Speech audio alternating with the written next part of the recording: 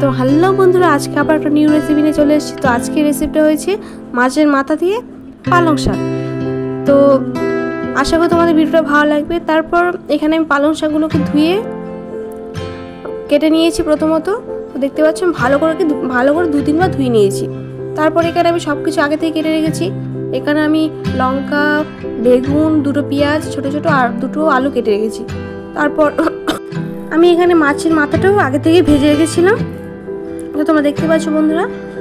তারপর আমি এখানে ওভেনে কড়া বসিয়ে তেলটা আমার গরম হয়ে গেছে। তারপর এখানে তেজপাতা, জিরে আর গোটা একটা শুকনো লঙ্কা দিয়ে ফোড়ন দিয়েছি। তো ওটাকে ভালো করে ভেজে নিই। তারপর ওতে পেঁয়াজ 2টো আগে থেকে কুচিয়ে রাখা পেঁয়াজ আর ওই 4টে কাঁচা লঙ্কা আমি দিয়ে দিয়েছি। দিয়ে দেওয়ার পর ভালো করে নেড়ে চেড়ে নেব। তো বন্ধুরা, আমি এখানে আদা রসুনটা ব্যবহার করবো না, তোমরা চাইলে ব্যবহার করতে পারো। তো আমি এখানে দিলাম না। তারপর এখানে ভালো করে ভাজা হয়ে যাওয়ার পর এখানে আমি আলুগুলোকে দিয়ে দেব।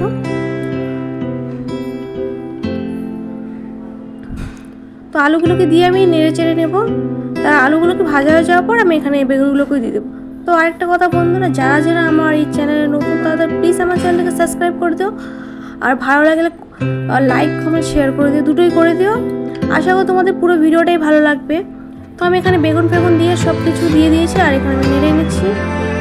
তো বেগুনগুলো আমার এখানে প্রায় ভাজা হয়ে গেছে। তো ভাজা হওয়ার পর আমি এখানে শাকগুলোকে দিয়ে দেবো। তো শাকগুলোকে দিয়ে আমি আবার সবগুলোকে মিশিয়ে নাড়িয়ে নেব। তো এবার আমি এর মধ্যে নুন আর হলুদটাকে দিয়ে দেবো। তো আমি পরিমাণ মতো নুন দিয়ে দিয়েছি আর হলুদটাকে দিয়ে দেবো।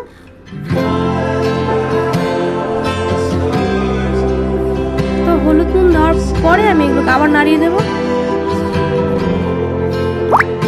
তারপর আমি ওই 5 মিনিটের মতো ঢাকা দিয়ে দেবো।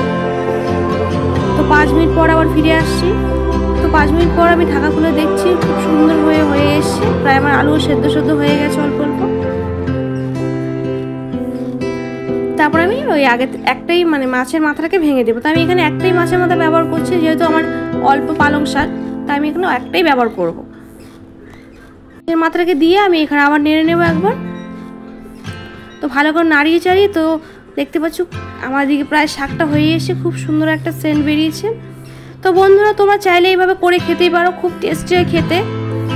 তো একবার প্লিজ সবাই ট্রাই করো এই রেসিপিটা। তারপর এখানে দেখতে পাচ্ছ আমার প্রায় হয়ে এসছে। তো এইগুলোকে এবার আমি নামিয়ে নেব।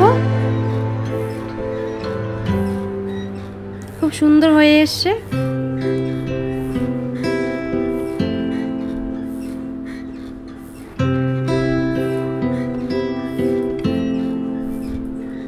তো আমি এগুলোকে একটা বাটির মধ্যে নামিয়ে নিয়েছি। তো তোমরা দেখতেই পাচ্ছ বন্ধুরা, আজকের আমার হলো পালং শাকের রেসিপি। তো কেমন লাগলো ভিডিওটা প্লিজ কমেন্ট করে জানান। তো আজকের মতো এটুকু থাক, টাটা।